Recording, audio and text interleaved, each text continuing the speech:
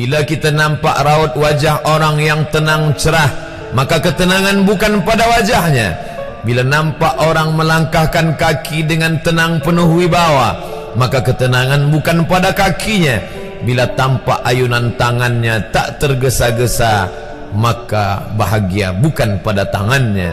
Di mana letak bahagia itu? Ala fil jasadi mudghah. Ketahuilah dalam jasad ada segumpal, ada sekepal, ada sesuap. Idza salahat salahal jasadu kulluh. Kalau yang segumpal itu baik, maka yang lain ikut menjadi baik. Wa idza fasadat fasadal jasadu kulluh. Kalau yang segumpal itu rusak, maka dia pun ikut menjadi rusak. Yang segumpal itulah yang mengendalikan mata, telinga, tangan, kaki. Yang segumpal itulah tempat rindu, benci, marah, ridha, ikhlas, fasik, hasad, kufur. Di sanalah bersemayam rindu dan benci. Maka jangan terlampau benci. Habib habibaka haunamma. Kalau kau sayang, sayanglah secukupnya sahaja. Karena boleh jadi hari ini kau sayang, besok berubah menjadi kebencian. Kalau kau benci, bencilah secukupnya sahaja. Boleh jadi esok pagi dia menjadi orang yang tersayang. Berapa banyak puan-puan berkata, siapa itu? Itulah orang yang dulu paling aku benci. Tapi hari ini masih ada juga benci, tapi tak banyak. Oleh sebab itu maka dijaga dia. Yauma la yanfa'u malun. Hari itu tak ada guna harta, wala banun, tak ada guna anak, illa man atallah, kecuali orang yang datang menghadap Allah biqalbin salim, dengan hati yang salim.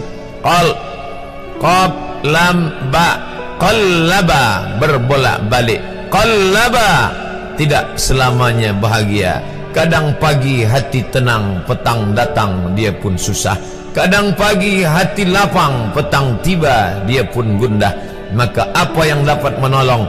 Ala bizikrillah, ketahuilah dengan banyak menyebut mengingat Allah, tatmainnul qulub, maka hati akan menjadi lapang. Qalbul mu'min baina asabi'ir rahman, hati orang beriman berada di antara jari jemari kuasa Rahman. Kalau dia hendak, dia balikkan yang senang menjadi susah. Kalau dia berkehendak yang susah, dia balik menjadi lapang.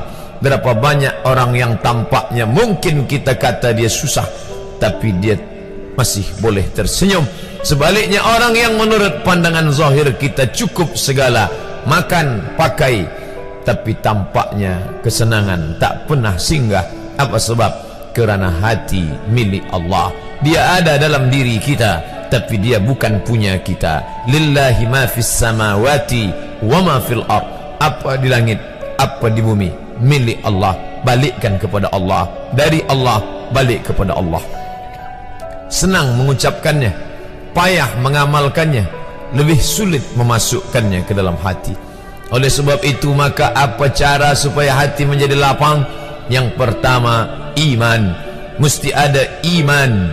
Percaya bahawa dia ada walaupun tak tampak oleh mata.